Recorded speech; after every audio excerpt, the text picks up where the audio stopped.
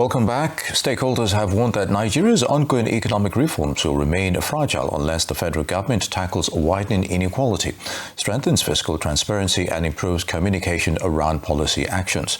Economists, development specialists and public sector leaders examined key reform areas at the Yaradua Foundation Public-Private Dialogue in Lagos. They noted that although Nigeria is no stranger to reform cycles, many previous efforts either stalled or deepened inequality due to weak implementation, poor incentives and policy capture. On monetary policy, Professor Olufemi Shaibu observed that while the Central Bank of Nigeria has intensified inflation targeting, the sustained regime of very high interest rates continues to hurt manufacturers and borrowers, arguing that both inflation reduction and lower credit costs are needed. Special advisor to the President on Economic Affairs, Dr. Tope Fashua, said President Tinubu's policy direction aims to pull Nigeria out of long-standing mediocrity. The point of this conversation is to look at what is politically feasible, what would deliver immediate relief in the next 12 months, but also how it can be delivered in a credible manner.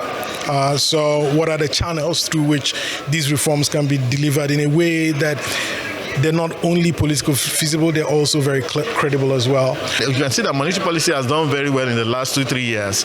So, however, no country can move on one leg alone. So the fiscal policy also, there are more challenges in fiscal policy, not as a result of the shortcomings of those who are running fiscal policy, which is, when you're talking about fiscal policy, you're talking about taxation and spending.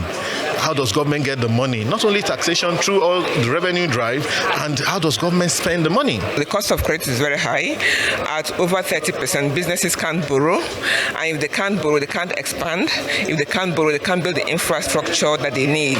If they can't borrow, they can't engage with the right technology that they need to scale in terms of productivity. So if we're not productive, then we can't employ.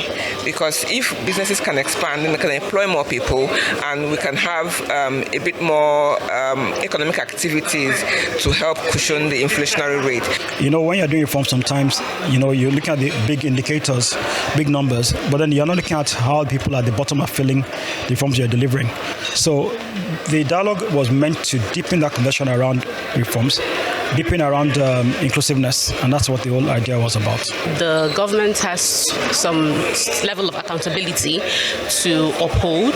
Many times these reforms are being enacted, but they don't come to the limelight. For example, the reform that was passed for subsidy, right? Launching gas cars. Till today, there is nothing to show for that.